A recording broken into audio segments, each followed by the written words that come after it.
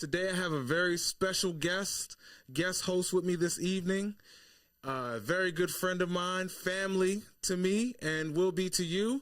So I could introduce him, but I feel like it'd be better if I let him introduce himself and tell him a little bit more about who he is and why I have. No, he doesn't know why I have him here today. But I'm gonna talk. I'm gonna let him introduce himself and allow him to tell y'all a little bit about himself, so y'all get to know him. So here's my guest co-host, and we have today. It's Eric. What's going on, people? I appreciate you having me, Flo. No doubt. Appreciate you. Congrats on this cast. Thank you, bro. Thank you. I appreciate it. So I reside from Connecticut. Grew up loving sports. Fashion, always wanted to, be fly, had the freshest gear, me and my brother that's just what we did. And, Facts. Flo was right all in the mix, playing sports, playing basketball, whatever. And I just decided, why not take it to the next level, start a line, start a clothing line, start a brand. So I'm currently a fashion design entrepreneur and just doing a lot of other things. I'm actually writing some children books. Wow. For my brother, R.I.P. You know what I'm saying? My brother, lost him early. So I got this whole concept of doing a book called Guidance Angel. And the story is basically about an angel coming to like troubled kids who's going through a lot in their life and stuff and just guiding them in the right path of life. And I feel like, that's like my brother getting another chance of being able to guide other kids that's going through a lot, whether it's the street life and, getting bullied, like just things people go through in everyday life. So that's one of my current things. But other than that, I'm just out here just, elevating, believing, just rising. That's what the EBJR stand for. If you want to really achieve what you want in life, you got to elevate your thinking.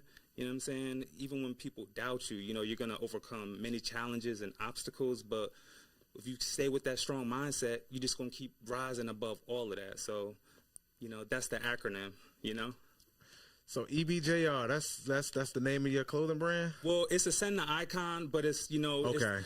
That's the umbrella. EBJR is just all part of it. It's all in one. So I'm ascending to be an icon, and I feel like a lot of people want to be icons in their own way. You don't have to be an actor, an athlete to be an icon. Or a celebrity, yeah. A celebrity. We're all our own celebrity. Exactly. So I feel like a lot of people could relate. You know what I mean? Facts, bro. Like that's a whole. Bring the mic a little bit closer to you. Yeah, my bad. No, you good. So we live. We just living. But no, that's an excellent story. Your brand, I feel like that just. I'm sure it's already started to make an impact to those that have, been able to see your work. Yeah. But for those who have yet to see your work, those who are watching this particular this show tonight are gonna, see what you're doing, see what you're see what we got going on, see what you got going on, and gain something from your story. It's not even just about, hey, I got clothes, buy my clothes, but I have a story, I have a message. I want to inspire others, because of how life has inspired me, and I just want to pay it forward. And, that whole ascent to icon, I think, is a really excellent concept because I feel like, especially, for those in our culture, in our community, we express ourselves in a multitude of ways. We look fly, we want to look good, and we want to shine. Right. And that's great. It's great when the drip is on point and you can shine externally, but when you're, you have that mindset of ascending to an icon, then the shine, the bling, the glow is coming from inside of you because you're digging into your internal, your mental power, your emotional power, your heart, to pull out the best version of yourself and everything that you do. So I feel like that's a whole life that's a whole life philosophy in a clothing brand, bro. So it's like, definitely keep pushing, doing what you're doing. We definitely gonna have you come back on the show. I'm sure folks are gonna want to know more about your clothing. I'm sure you have some new releases coming up. Yeah, I got some stuff coming up in the winter. It's getting cold, hoodie season, so we about to have the sweatsuits, the hoodies, leggings for the ladies, the bomber jackets, a little bit of everything, the beanies. And we don't just cater to one type of person. We cater to everybody. We got the kids, the infants, the grandmothers, the aunties, the sisters, the uncles. Man, we got drip for everybody. So Pete, we got on display here. We have the fresh EBJR trucker hat and T-shirt got a nice little ensemble. You know, you got the whole half a fit right there with the cap and the t-shirt. You know what I'm saying? So, you know, but tell them a little bit about the collection you have going on because of what we have coming up. So I wanted to, you know, do something. You know, it's a big day tomorrow. You know, big month, election day. So, you know, I wanted to incorporate that red, white, and blue, and you know, have the Elevate, Believe, Just Rise on there. That just goes perfectly for what, you know, we going through in this world today. So Indeed. I figure, you know, I release these colors, and you know, we gotta, you know, do what's right, and you know, everybody get out there and vote. You know what I'm saying? Indeed. We fought for this, like. You know, it's all right. So don't let it go to waste. We got to make the right choice. Agreed. And I'll say that, you know, although we're not telling you what to do, we want to make the people aware that, you know, there's power in moving as a collective. So, you know, that's my philosophy on it. I'm not telling you what you should do tomorrow, who not to choose if you do go to the ballots. But I will say that thinking collectively as a people and as a community is what really gets you the results you need. So if you feel like, you know, getting to the ballot is your way of exercising your power to help the collective, by all means. If you feel like you can help in other ways that's more effective, do what you do. You feel what I'm saying? Mm-hmm. But if you registered and if you feel compelled to, definitely go out there and exercise your power at the ballots, because, you know, I'm not gonna say this or that, but I think, you know, thinking collectively is what makes the difference. So, yeah, absolutely. You know, if you want to go out and vote, go ahead and vote, because even if you don't necessarily, like I said, if you don't choose this person or that person, you know, the local levels is definitely where your vote probably counts more than anything. Yeah. You know, your mayors, your councilmen, your senators, congressmen, and things like that control local law. But hey, you know, I could talk. That'd be another conversation for another day. Yeah. But you know, definitely wanted to shout out the brand and you know, keep doing what you're doing, brother. I only wish you much further growth and success. Thank you. Onward and upward is my philosophy. That's how we do with the home team. Right, home team. So yeah, get some of this home team advantage right there on your hat, on your head, on your yeah. So. I got the website, you know what I'm saying? If anybody interested, you can go to www.ebjrbrand.com. My Instagram is ebjr_brand. You could get to the link right from there, however you want to do it. I got a lot of drip on there, so check it out. Indeed. Thank you. We'll have your information also in the description, also for those who will be catching this after the recording. But yeah, definitely support. Go to the Instagram, go to the website. Get you some drip, man. Support black-owned business, man. I'm all about it. I'm not just saying it because, you know, we have the same grandmother or anything like that. I'm saying it because it's good for you. But it's good for the community, absolutely. Indeed. So we're gonna get into it, man. We got a lot to talk about. The Ravens, you know, they bounced back after a tough loss last Sunday. They got back on the winning column, got back on track. Commanders also, they did their thing yesterday. They pulled out a tough one on the road. NBA season is underway. College basketball starts tonight. We have World Series just ended. We also want to shine some spotlight on. You know, we were just talking about ascending to icon. We got an icon that we want to, you know, give some shine to. So yeah, we definitely got plenty to talk about. So matter of fact, we'll just kind of get into it. So, you know, speaking of icons, there was a special shout out that I know my producer's getting ready to cue the image in just a moment, but we want to give a shout out and some shine to my man. It's a prominent figure in baseball. Pardon me while I grab my notes real quick. But I just decided to, and I know it's a lot of sports talk shows that do particular segments on like things that happen on a particular date. Right. So, you know, and I was mad because I was listening to sports talk on the way here, and I was like, one of the shows, they kind of did something similar. It wasn't the same subject matter. Okay, but it was similar. Yeah, like on this day, this happened. Because there's so much sports history just here in the DMV, Maryland, D.C., Virginia. It's just a lot of prominence that has emerged over the generations that we definitely, sports, we like to talk about what happened yesterday. We like to talk about what's going on or what's about to go on. But without what happened in the past, we don't have a foundation for the future or for the present. So I'm just going to give a nice little shout out to my man's. I'm not sure if Sandy has the image queued up. Goodness gracious. Okay, so you got it? Oh, awesome. So his name is Ernie Banks. On this date, November 4th, 1959, Ernie Banks, Mr. Cub, won his second consecutive National League MVP in Major League Baseball. Mm-hmm. So, also known as Mr. Cub or Mr. Sunshine, he was a shortstop, played for the Chicago Cubs between 1953 and 1971. He got inducted into the National Baseball Hall of Fame in 1977. Named all Major League Baseball All-Century Team in 1999. Born January 30th.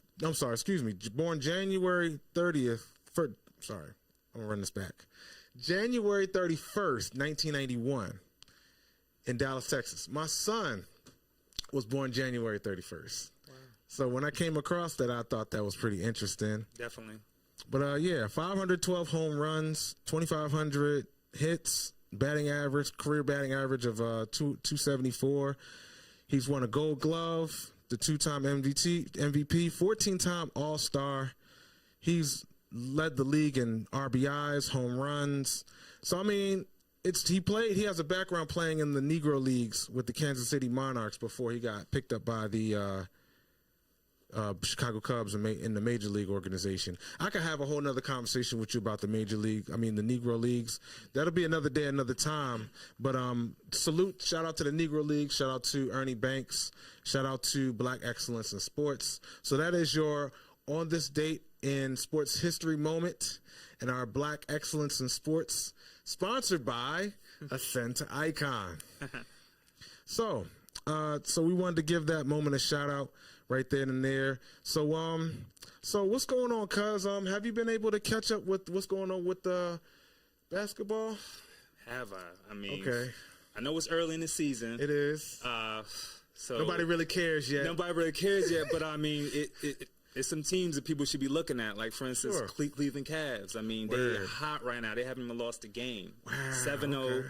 Donovan Mitchell is balling, along with the rest of the team. Another hot team is the Oklahoma City Thunder. I mean, they're 6-0, balling. I know they've been on the radar, slowly rising the radar from like last year. Yeah, and then the Celtics, of course, defending champs. They third in the league, 6-1, but. It's still early. Like the bad teams haven't really found out that they bad yet. You gotta play some more games. Right. Yeah, we haven't figured them out yet. Not necessarily.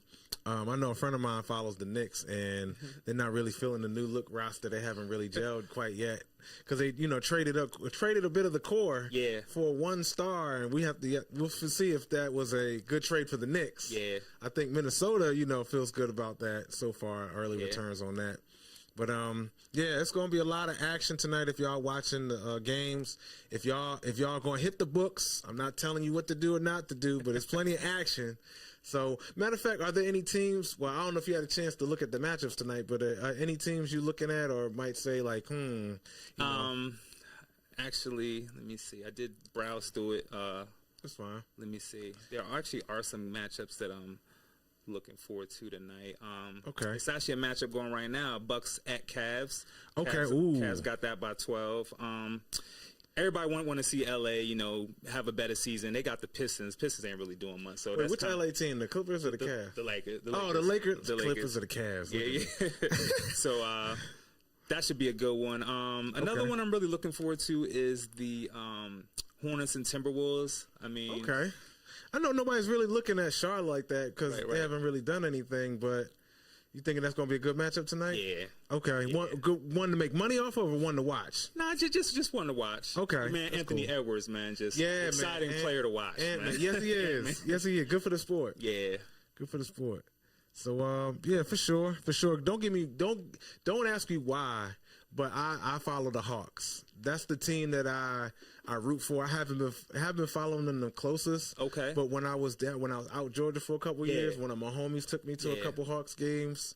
So the experience is just like it was cool. It was cool. I mean, they got Ice Trey, man. Trey, he a beast. Yeah, he is, man. They're not doing bad right now. They like 3-4. Okay, yeah, it's still early. It's still early. No doubt. So and then the Terps. Well, I'm sorry, I'm bouncing around and shit. But college basketball, the season starts tonight for a lot of teams. Towson is playing. The Maryland Terps are playing. They actually are underway right now playing Manhattan. In their first matchup of the season. They got a big recruit, a center. I think he's like a 5-star recruit. The Terps. Derek Queen, I think is his name. Okay. But have you been following up on your Huskies? Man, are they going to repeat? Tonight's the first night. Yeah, so answering that question. That made my year. I mean, because a lot of people was doubting us. A lot of people was doubting us, and just for us to win like that and have that amazing run throughout the tournament, I mean, that was epic. Yeah, I hope they could repeat. You know, I mean, they got a great coach. You know, got some. I mean, they did lose a lot of their core players. They're good players, but I mean, it's a great organization, man. I could definitely see them coming back repeating. Yeah, man. It's a program that it runs. It's just a well-oiled machine. You know, for so many years, like, you know, going back to, I remember telling you all, talking off airs about like going back to the Jim Calhoun days. Right. And like they just always have a way of, it's the culture there though. The coaching, the culture, that's been a staple of their program for generations. And that's why they are consistently churning out teams that contend for the dance every year. So, you know, it's just something to look for, and I think for just college and basketball enthusiasts, it's good for the sport, especially for the purists. You know what I'm saying? The culture is great. You don't have a whole lot of one-and-doners and like A-listers that come through the program. It's just guys who generally want to play ball and be a part of a winning organization. Right, and to touch on that subject, when you talking about the coach, I mean, you know, he was offered a gig to the Lakers, and that's just to show how committed he was to the players and the team. He was like, "Nah, like, I want to run it back." You know? And a lot of people thought he was going to sign that big bag. You know. Now here's the thing. Now he did turn down that deal. Yeah. Now if they were to mess around and three-peat, I can only imagine the offers that he would get from NBA that are looking for head coach, because I think, you know, there's always going to be opportunities, especially when there's, you know, guys coming out of college with success. They do the same thing in football. Right. So, you know, I think he's always, you know, well, let's just say he's on the radar. Yeah. As long as Connecticut continues to win and contend, I think he's always going to be on the radar if he wants to make that jump. But I think right now, I think it makes sense for his career to really get the most out of the opportunity that he has here. I mean, it could just be an opportunity thing, like timing wise, but he really could just be committed to really putting his all into the UConn basketball program, which I think that's phenomenal to see that passion overtake the profit, so to speak. Right. You know what I'm saying? And, you know, I don't know, he probably got a good accountant. You know what I'm saying? So it always helps when, you know, you're good with your money. Right. But indeed. Like, you know, black folk need to learn from that. But and I'm not saying that we don't. It's folks out there that do manage their money well. You don't hear about it, especially with us. You know what I'm saying? But I mean, that's another topic for another conversation. But all right, so what else? We're gonna get to the Ravens. We're gonna get to the Ravens in the NFL, because we have, you know, Baltimore's, they so passionate. Baltimore and DMV, they so passionate about their teams and whatnot. So let me see. We're gonna get to it. But there's definitely plenty to talk about as far as that's concerned. Let me see. Oh, all right. Well, World Series, real quick. Congratulations to the Dodgers for being able to pull out the. I don't know. I'm sorry, Sandy, if I did that too fast for the image. But if you can see the image, but I don't know if we have an image. But anyways, shout out to the Dodgers for being able to pull it out in 5 games. They had definitely one of the highest payrolls in the league, so I'm sure you know, it was money well spent. Yeah. But yeah, you know, when you got that kind of talent, you should be able to win.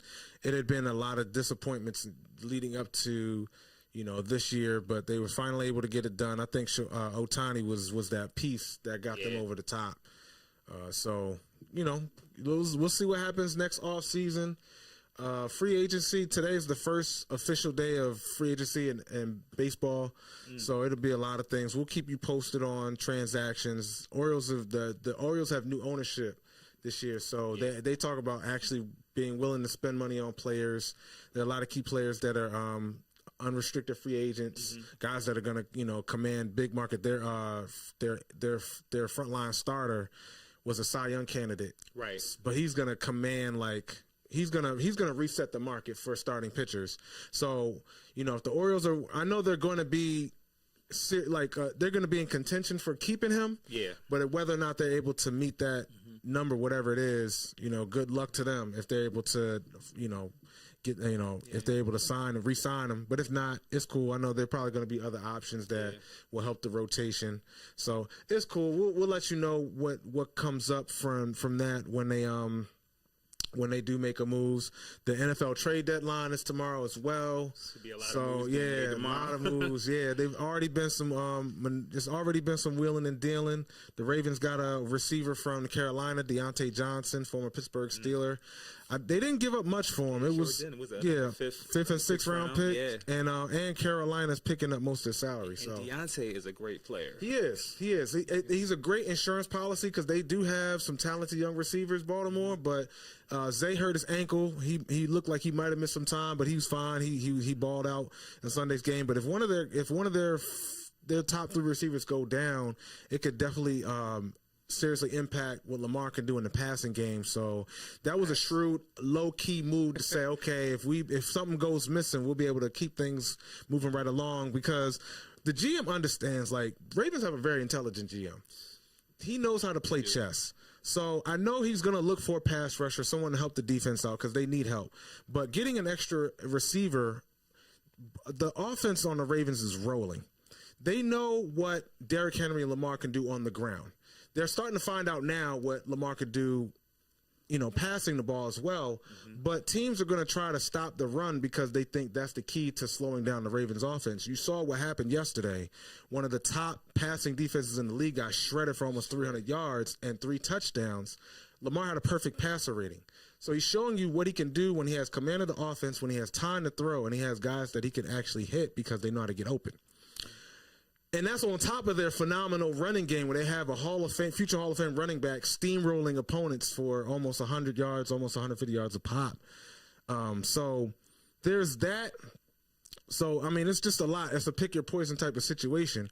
But now getting an extra receiver just helps to ensure that when teams try to key on stopping them on the ground, that they can still be able to move the ball through the air and have, enough depth in the receiving core. So that was a low-key shrewd move. Like I said, we'll still find out what happens tomorrow as far as what other players they're able to acquire. They have 11 draft picks, so there are definitely plenty of ammunition to work with to pull a trade.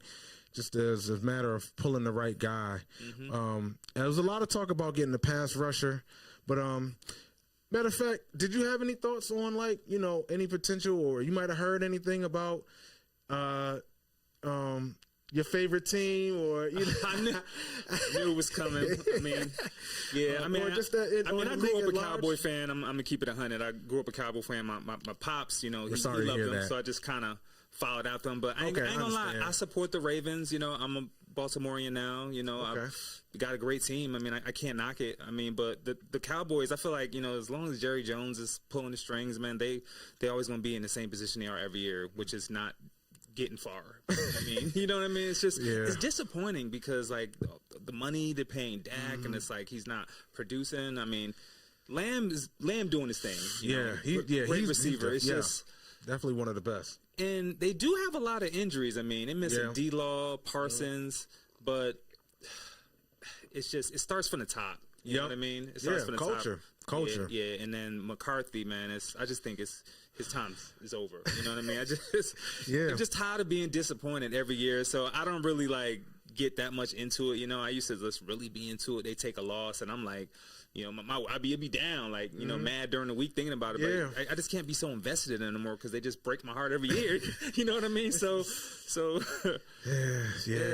I feel for y'all. At least at least y'all not doing as bad as New York. Oh, man, right.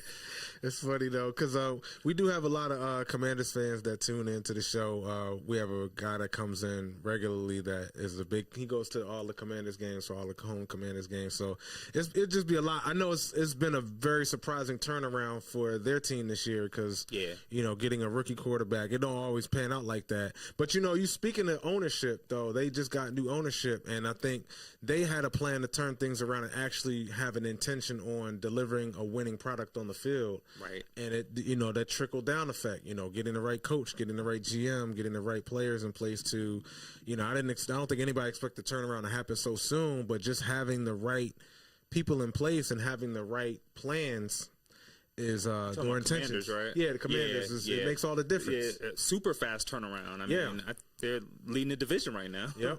So we'll see. I mean, I know. They haven't played much in the division yet. So Philly and Dallas are going to have something to say about who's going to be on top at the end of it all. Much like Baltimore, they have an upcoming matchup with Cincinnati in their division on Thursday. Yeah. So, but Pittsburgh hasn't played anybody in the division. So even though they're first place right now, they have yet to really be tested. It's nothing like playing in your own division that really shows what you're made of, how prepared you are for the season, and really how things are going to outlook if you get to the playoffs, where you position yourself and what your trajectory looks like in terms of your chances of getting to the Super Bowl. So there's all of that. I'm running my mouth. So no, you're good. I mean, I didn't actually answer your question about the Cowboys. I'm hoping they make a splash, they make a big move, but Jones, man, he don't know what he's doing. You think they're going to buy or sell?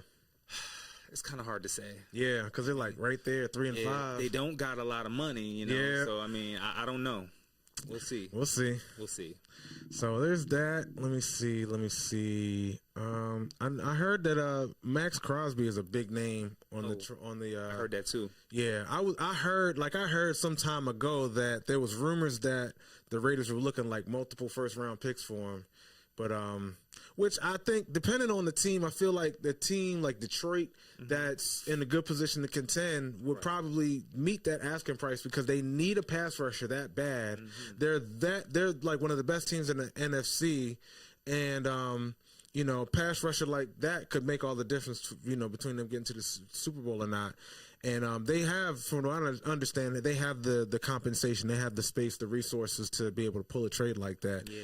Just a matter of whether or not they want to make it work or if they agree on the terms, shit like that. So yeah, that's a big name. I know another player from the Giants was a big name as far as trade candidate.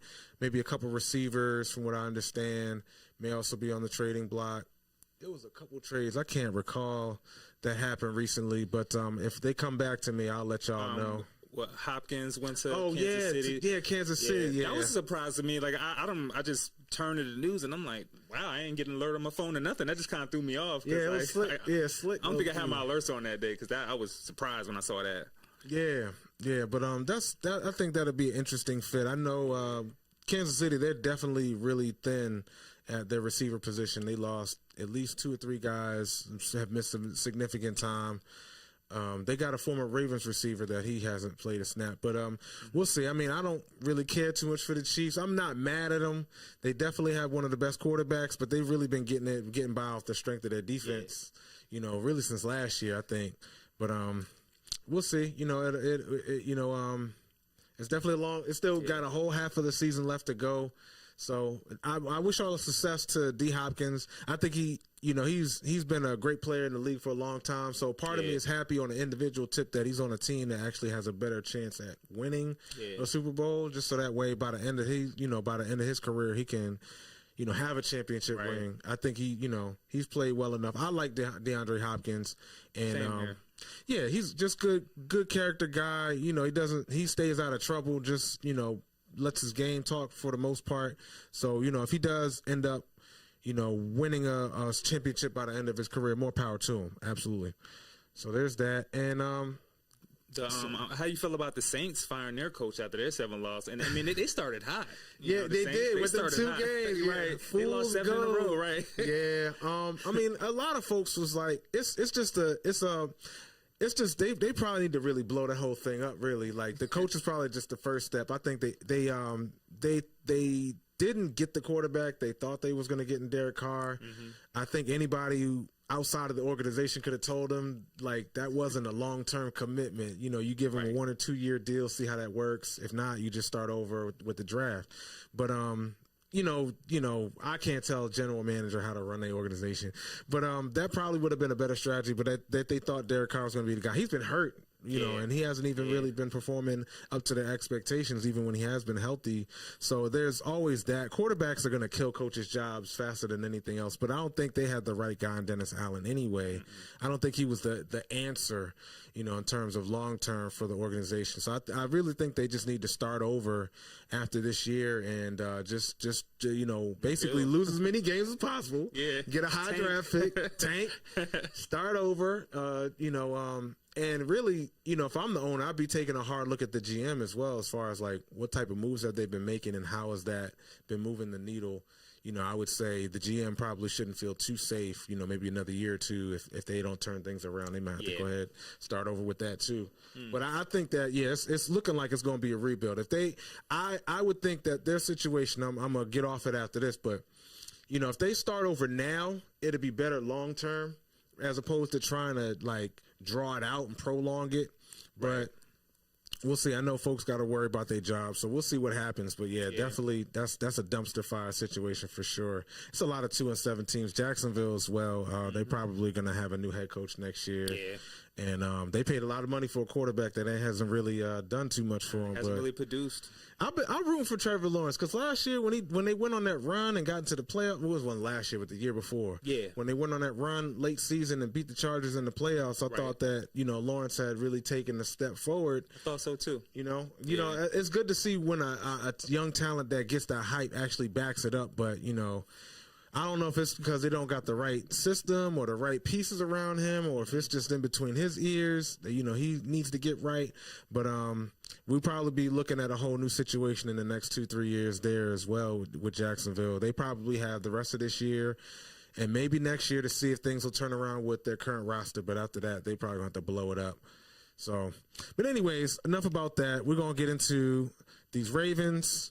So we're going to break that down a little bit, and just any thoughts that you have about the game is great. Lamar won. We do want to put on the screen, Lamar did get some more accolades.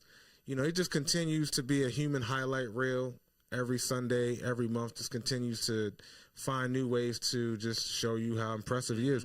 But Lamar won AFC Player of the Month in October.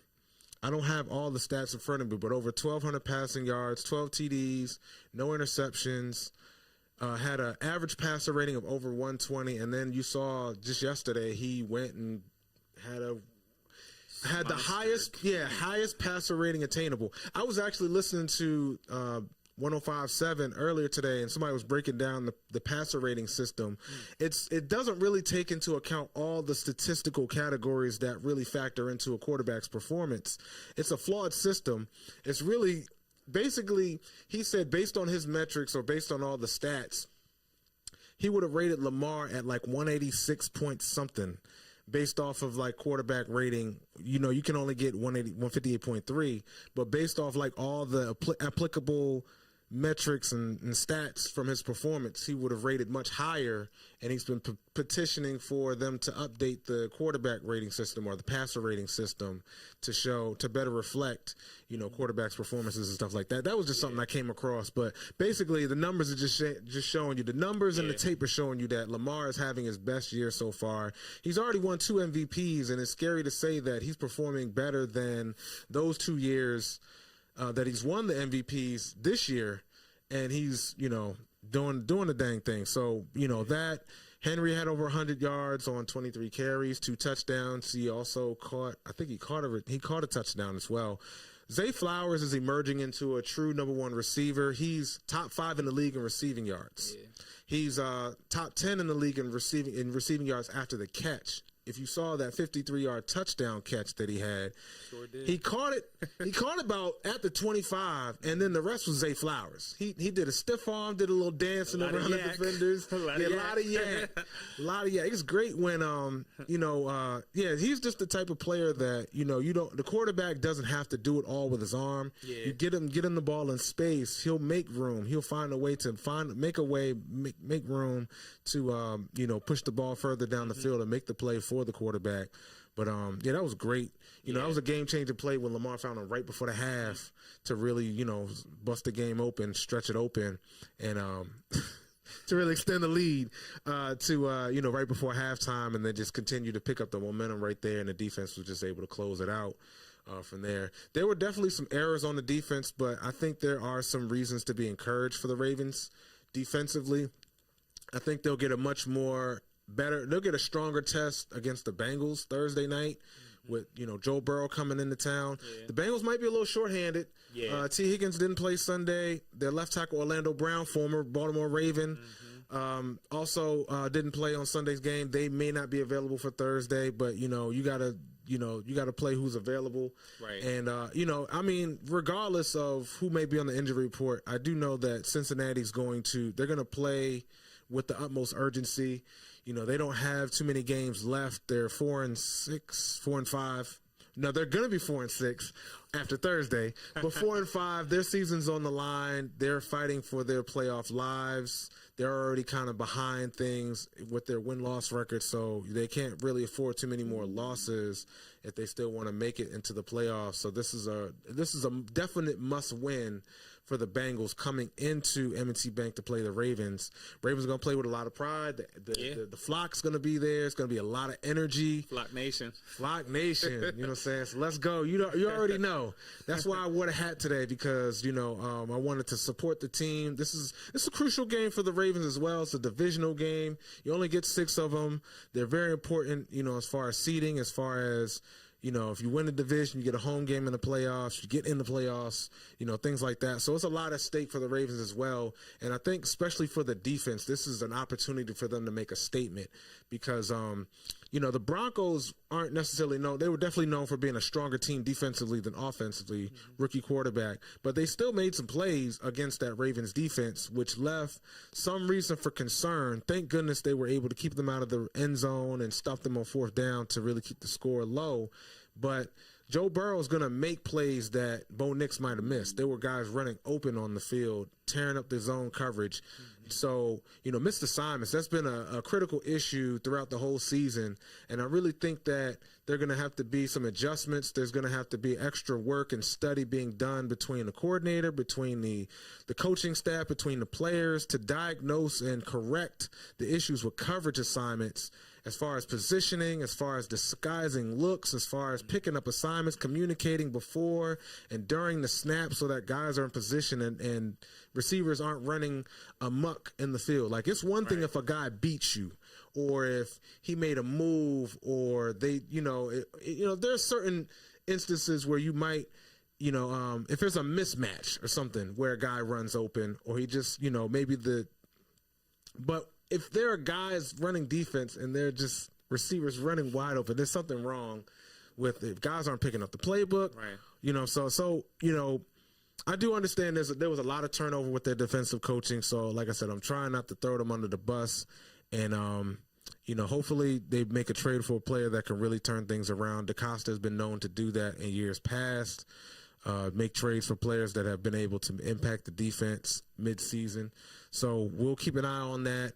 I think after this Thursday game, they'll have an opportunity to really have a mini bye week and kind of regroup. But it's going to be a tall task. Lamar and them, I think the offense is going to be ready to roll. Keaton Mitchell's been returning to practice, so that'll be a big weapon out of their backfield that they'll have soon. I don't know if he'll be ready for Thursday, but, that'd be great to have.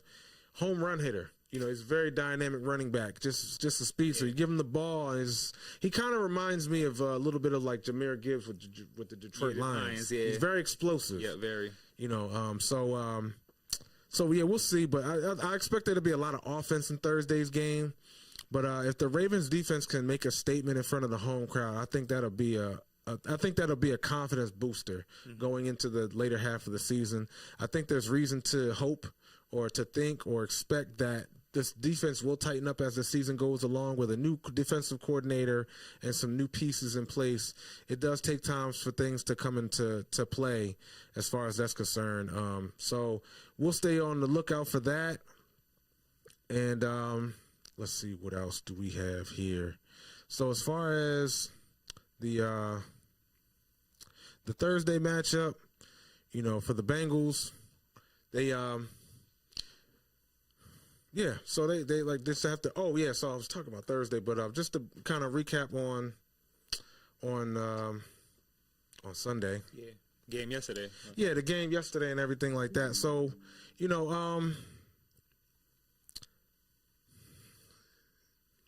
see here. Bear with me. There's some key players to watch. Tavius Robinson had 2 sacks. Yeah, I think he's a reserve pass rusher that they have on their team. He doesn't get a lot of snaps, but he has been able to show out to me. And when he's had opportunities, I think he's young, he's hungry. I think he's someone that they should give more. I think they should give. I think he's a player to watch. For the fans, I think he's someone that may be worthy of more opportunities, pass rush opportunities, more pass rush snaps on obvious pass rushing situations, because he just has a motor about him. He has a don't quit to him, relentless to him.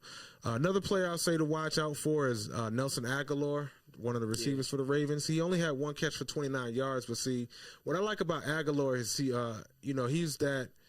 With receivers, the more options you have, the better. Because when you want to spread defenses out, it's easier for you to create a mismatch.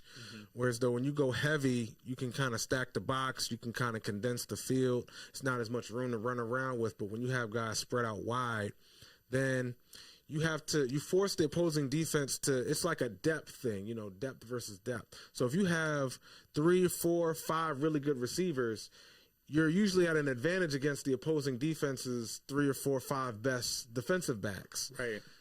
So Aguilar is one of those X factors where he can really get the pass offense going when they want to, lock in on Zay Flowers or Bateman or Andrews, one of the tight ends. Then Aguilar can be that one-on-one matchup, because Aguilar is a former first-round pick. And he's definitely shown that at moments when he's been with the Ravens and other teams before he got here as well, to be able to make plays, to be able to get open, to be able to stretch the field, get deep, and, make plays that, oftentimes, they might not be the game-winning play, but those are the plays that, turn things around. That could be the first down that gets the drive going, that leads to that touchdown, that gets the lead, or that leads to that touchdown that blows the game open. Things like that. So, it's always good to have depth and talent wherever you can find it, because, you just never know when you're going to need it. And Lamar's been doing an excellent job of spreading the ball as well, finding, 6, 7 different guys every game, and you never know who's going to be the hero. There have been like 5 different games where, 5 different leading receivers. 5 or 6 games where there was a different leading receiver for the Ravens. So Lamar is definitely in total command of the offense, knowing where to find the guy that's open and knowing where the mismatch is and just getting the ball to him and things like that. So there's that. Let's see here. So, and I mean, I guess we could say for what it's worth, the Broncos, offense, they have a rookie quarterback, highly touted prospect, and their head coach, Sean Payton, is known as an offensive guru. So for all of the things that they did try to do against the Ravens, I think credit is given to them for being able to, stand tall when it counted. They kept them. They were 1 for 5 on 4th down, and they were 1 for 4 in the red zone. They were only able to score 1 touchdown on 4 attempts. So I mean, there's definitely some reasons to be encouraged that the defense is starting to get better. Having a team like Cincinnati come to town will be a much more, it'll be more telling. We'll see. Joe Burrow is much more familiar with the Ravens. He has a history of putting up points and having big games. Jamar Chase is one of the league's best receivers. So even if Higgins isn't available, they still have weapons. Their tight end is he just had a 100-yard game last week. So, and they have a decent decent offensive line, decent running back group. You know, Chase Brown is a player to watch for Cincinnati. He had some success against the Ravens in their first matchup. Went down to the wire, that big game where they went down to overtime. It was a crazy ending. Yeah. How it ended, Humphrey getting an interception late in the fourth quarter to, seal overtime, and then the missed field goal before Derrick Henry was able to run across the field to set the Ravens up. At the end there, it was a crazy game. I wouldn't be surprised if it goes down similarly. Yeah. It seems like every time they play, it's just always it's a crazy game. Yeah, it's going to be a scrap. Yeah, very talented teams. Yeah, indeed, very talented teams. It's funny because Lamar got drafted a year. I can't forget. I forget how it was. I think Joe Burrow was drafted a year before Lamar, but Joe is older than Lamar. Anyways, but they're two very talented quarterbacks, first-round draft picks. And they've been able to show you why they both were able to get extended to, at the time, both of them, when they got extended, were the highest paid quarterbacks, had the highest, salary contracts when they got their new deals, whatever the case may be. And they're showing you that, with their play, with their leadership on the field and the locker room, they're the respective faces of their franchises. So there's a lot to play for. Like I said, Cincinnati is trying to stay in the mix for the playoffs. The Ravens are trying to stay ahead in the division and keep pressure on Pittsburgh, as well as the rest of the conference. And like I said, they're playing in front of their home crowd, so they definitely want to show up and show out. I feel very confident that the offense is going to have a great game against Cincinnati, because Cincinnati does not have a great defense either. Another reason to expect a lot of points for those who are looking at the total. The over looks good for that game. And not so sure about individual prop bets, but like I said, I know both quarterbacks are going to have success. They both have, top tier number one receivers to throw the ball to. I think the Ravens have a little bit more in terms of like options to spread the ball around. So that's good for scoring and, offense. Fantasy wise, I don't know, because, you just never know who might be the guy. Yeah. So, but otherwise, I think it's going to be a great game, prime time as well. Yeah. Lamar has a crazy record. I know Monday night he's like 18-0 for Monday night games, or 18-1. Like yeah, crazy stats. But yeah, Lamar definitely has a way of showing up big in primetime games. I know that Monday night game that he had against Indianapolis, where they stormed back in overtime. Yeah, that was very exciting time, and for Ravens fans. And I'm not sure who the Commanders play next. I'll kind of touch on that briefly while we get ready to wrap up soon. We appreciate y'all for tuning in. Ivy couldn't make it this evening. Her birthday is tomorrow. She's out of town, so we definitely wish her safe travel, safe returns as she makes her way back. But we're going to say happy early birthday to Miss Ivy for, living life, enjoying life. We definitely thank her for being part of the home team here at BMore Sports Talk. And happy birthday. Happy birthday, Ivy. So we definitely look forward to you getting back. For our next show, for next Monday, we plan on having an awesome guest for our show next Monday. We should have a pretty stacked lineup. So pardon me. I'll do my best to give y'all a great show tonight. Let's see what's going on with Washington. We'll talk. We can talk about tonight's game. They got the Steelers. They got the Steelers. Yeah. Okay, thank you so much. I appreciate Steelers at Commanders. Okay, so that should be a good matchup.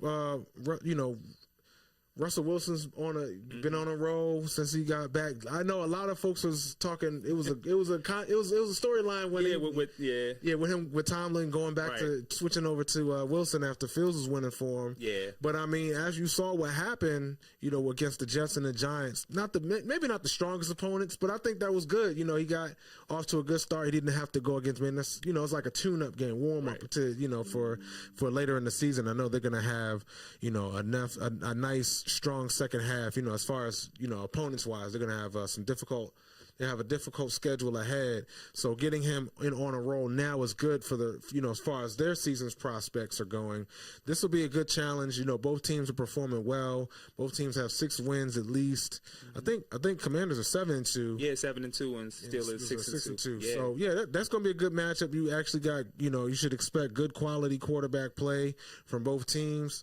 And I know Commanders, this is going to be a good test for the Commanders. Steelers have a great defense. T.J. Watt is an all-pro player, pass rusher. Tomlin, of course, he's going to get that team ready to go, motivated. They know their assignment every Sunday, so they're gonna play 60 minutes. Commanders, I think, very talented team. So if, however the result, I expect this to be a close matchup. I would probably look at the Commanders that they're being the road. They're playing at home. Commanders. They're at home. At home. Oh, at home. Okay. Yeah. So they probably look like a good. They look like a good look for the money line there or for the point spread playing at home. They're gonna play with a lot of pride. Probably gonna be they're going to keep it close because for whatever Russell Wilson, he's going to make plays, but Jane Daniels is going to follow him step for step. So I expect that to be close. I would probably take the points on that for that spread, for that game. Not telling you what to do, but, if I was at the books, I'd probably be looking at the points there. So tonight's matchup, you have the Buccaneers and the Chiefs. So we have a old Super Bowl rematch, not the same quarterbacks, but Baker Mayfield has been phenomenal in succeeding Tom Brady. And, he's for the last couple years. I know is the storyline. I know for me, I was wondering what was going to happen after Tom Brady retired and how they were going to, have a plan because you don't just find a Hall of Fame quarterback and you don't just find they don't grow on trees. Definitely but just to find someone that was going to be decent enough to get him back to the playoffs, and I didn't think Baker Mayfield would have been the guy of all guys to. I know they play in a weak division, but this year Atlanta's been playing really well, and Carolina and Atlanta's been playing really well, so I think it's going to be a 2-horse race this year between those two teams for the division. But getting Baker on there, they have 2 very talented receivers, although they're injured now, so that does leave them really shorthanded offensively. But I think Baker is going to find a way to, make some plays. He's going to put up a fight against Kansas City. Kansas City, like I said, their defense is carrying them right now. So if he can find a way to, I think Tampa Bay offensively, if they can find a way to keep them stay balanced, kind of throw Kansas City off balance because they're well coached on defense. They got a great scheme. They have some really good players on Kansas City's defense. So I expect it to be a low game with Tampa Bay being shorthanded and with Kansas City being having to lean on their defense because Patrick Mahomes has more interceptions than touchdown passes so far in the season. I'm not sure. Well, leading up to their last game, he hasn't been playing that great. No, not to Super Bowl MVP expectations. Even though the team's been winning, so that's great. But, not necessarily what you would expect for a guy of his caliber with his accolades. But, I ain't mad at him. I'm sure Chiefs fans will take it, being the only undefeated team in the league. So, there's conspiracies about maybe getting some favorable calls from the refs at key crucial moments. But, it is what it is. Like, really, you can't let the refs decide the game. If your team's playing well, if you got a plan, if your coaches have a plan, if your players are ready to play and motivated, and they're putting their best foot forward, avoiding mistakes and penalties to beat themselves, then you should have a chance to win close at the end of the game. The refs shouldn't be deciding it. Nah. But so it should be a good matchup. I would probably look at the under the total. You look at under for the total for that game. Just because, like I said, it's going to be most likely a lot of defense. The Chiefs aren't necessarily the strongest team offensively. Both teams are kind of shorthanded, especially at the receiver group. So it's probably not going to be a whole lot of splash plays. They're going to have to rely on the run. Kansas City also missing their running back Isaiah Pacheco. He's been injured for a minute. Wow, yeah. I like Isaiah Pacheco. He's a gritty, hard-nosed running back. He's not afraid to get his nose there and stick his nose in there and get in the trenches in between the tackles and do the dirty work and things like that. I think every team could benefit from having a player. Not every player, like every team benefits from having a player like that. it doesn't necessarily have to be the running back, but just having that strong physical player that's willing to lead the team and be vocal and lead by example, lead with their play, and also just like, not give a bleep. You know what I'm saying? Just go out there and play with abandon. Right. Every team needs that. They benefit from that. So there is that. So, that'll be a pretty good game to watch. That'll be coming on right after we finish airing tonight's show. And, like I said, we definitely have plenty more in store for y'all for next Monday. We're getting ready to wrap up shortly. But, before we get out of here, Eric, was there anything as far as like closing remarks or thoughts, or was there anything as far as your clothing line that you wanted to share? Anything you wanted to share with the people? Anything on your mind?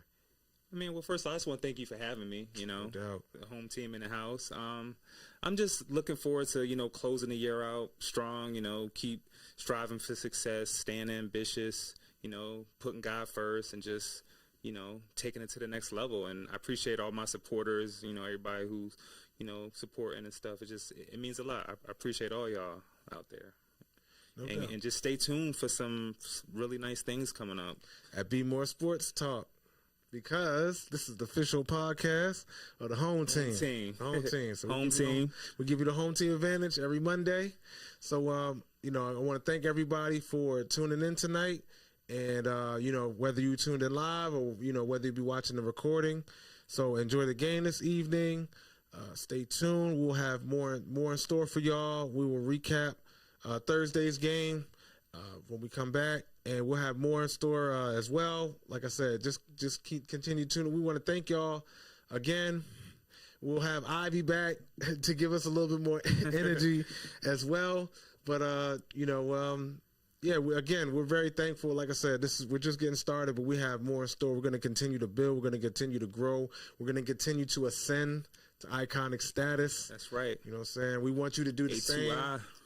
same. Absolutely. So we want to motivate you, inspire you, we want to educate you, and give you something, not just something that you want, but something that you need. Right. So if anything you take from what we're giving you that helps you get through the day, helps you get through your 7-day cycle, helps you get through, your journey, whatever you may be facing, more power and all praise due to the higher power. And just continue to tune in and support, because we're only gonna get bigger, we're only gonna get better, we're only gonna move onward and upward from here. And on that note, we've hit triple zeros on the shot clock, on the game clock. So, we ain't got to go home, but we can stay here. But thank you so much again, cuz, for rocking out with me tonight. No doubt. Thank you, man. Coming through in the clutch, man. Yeah. This is clutch. Yeah. Coming through in the pinch. So I got you. No doubt. So stay tuned and support my man, yo. He got some dope clothes. Got a dope idea, dope concept, and it's not just about making money or just trying to get rich, man. We're really trying to uplift the people, give them a message that's going to definitely putting a good message out there. Indeed, man, we need that. Wear your message, wear your wisdom. You know what I'm saying? You don't have to just keep it in your head. You can be smart and intelligent. You can be wise. You can be ambitious. You can have vision. Right. You can be different. You can be a visionary, and that's cool. We want to emphasize that with this show. We want to emphasize that in what we wear. Mm-hmm. So we want to emphasize that in how we move, how we talk, the people that we meet. Sports is just another way of ascending and being your best self. So we just want to showcase that on this platform. And again, thank you all for tuning in. I know I said that like 10 times, but we're going to go ahead and wrap up and tune in for next Monday. Thank you again. Thank you. Peace.